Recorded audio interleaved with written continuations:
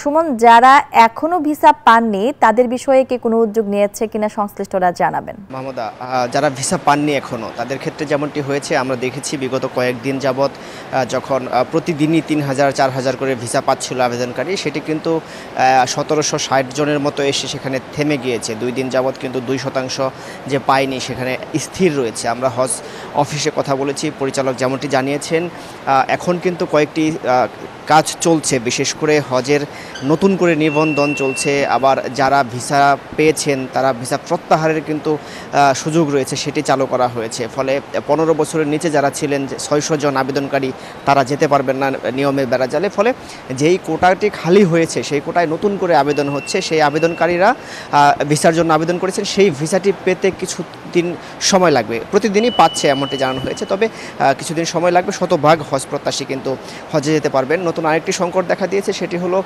বেশ কিছু এজেন্সি, বিশেষ করে 4200 হজযাত্রীর কিন্তু এখন পর্যন্ত বিমানের পে অর্ডারটি কমপ্লিট করেনি। সে জায়গা থেকে তাদের নোটিশ করা হয়েছে। এখন পর্যন্ত পে অর্ডারটি কমপ্লিট না হওয়ার কারণে তারা কিন্তু ভিসা হলেও বিমানের টিকিট পাচ্ছে না। এবং আরও একটি বিষয় জানিয়ে রাখি যে এখন কিন্তু বেশ কয়েকটি বিমানের সিট খালি যাচ্ছে বা শিডিউল বিপর্যয়ের সম্ভাবনা রয়েছে। সেই জায়গা থেকে হজ অফিস বলেছে শেষ পর্যায়ে গিয়ে কিছু ফ্লাইট বাড়ানোর চেষ্টা করছেন তারা, এবং সেই সংকটটি আর দাঁড়াবে না।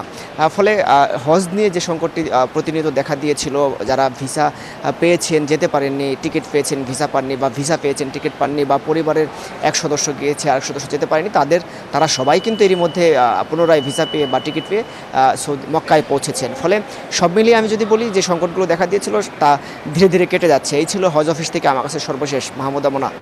বান্ডেল থাকলে প্রতি সেনমানিতে টাকা বাঁচবে। বিকাশ সেনমানি বান্ডেল কিনে জিতুন প্রতি লেনদেনে।